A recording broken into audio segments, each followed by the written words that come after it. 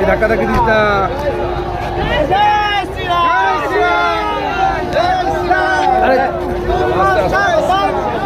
दिलीप पश्चिम बंगाल के जो सिचुएशन है इसके बारे में बोलता है। पश्चिम बंगाल जो सिचुएशन पश्चिम बंगाल में मुर्शिदाबाद जिला को बंगाल से अलग करने की साजिश चल रही है।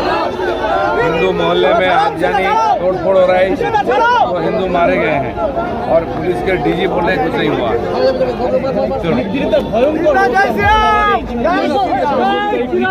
আমি কাল রাত্রে ওখানে আটকে ছিলাম, ফারাক্কা সব বন্ধ হওয়ার পরে রাত্রে আমি ফিরেছি। আর কাল রাত্রে পর্যন্ত আগুন জ্বলেছে। আজকে সকাল থেকে চারদিকে থেকে ঘিরে আগুন জ্বালানো হচ্ছে। মসজিদ থেকে আওয়াজ দিয়ে ডেকে বিক্ষুব্ধকারীদের দিয়ে হিন্দু পাড়া লুট করা হচ্ছে, বাড়ি ভাঙা হচ্ছে, দোকান লুট হচ্ছে, বিভিন্ন হিন্দুদের খুন করা হয়েছে। আর পুলিশের ডিজি বলছেন কিছুই হয়নি, এই করতে দেবো না, ওই করতে দেবো না। ওখানে বম বন্দুক চলছে, গুলি চলছে। আর উনি কলকাতা থেকে স্টেটমেন্ট দিচ্ছে। মমতা ব্যানার্জি 16 তারিখ ইমামদের ডেকেছেন, তার আগে বলছেন যা করার করে নাও, তাই হচ্ছে।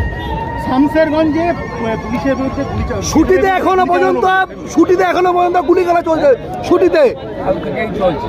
এই হাট্টাঘাট রাত্রেবেলা 10টার সময় এখান দিয়ে এসেছি, তখন রাস্তায় আগুন জ্বলছে।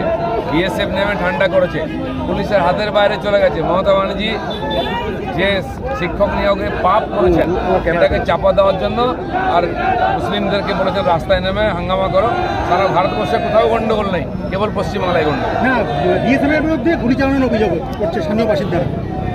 ওরা তো বলছে পুলিশ গুলি চালিয়েছে, আমি ভিডিওতে দেখলাম।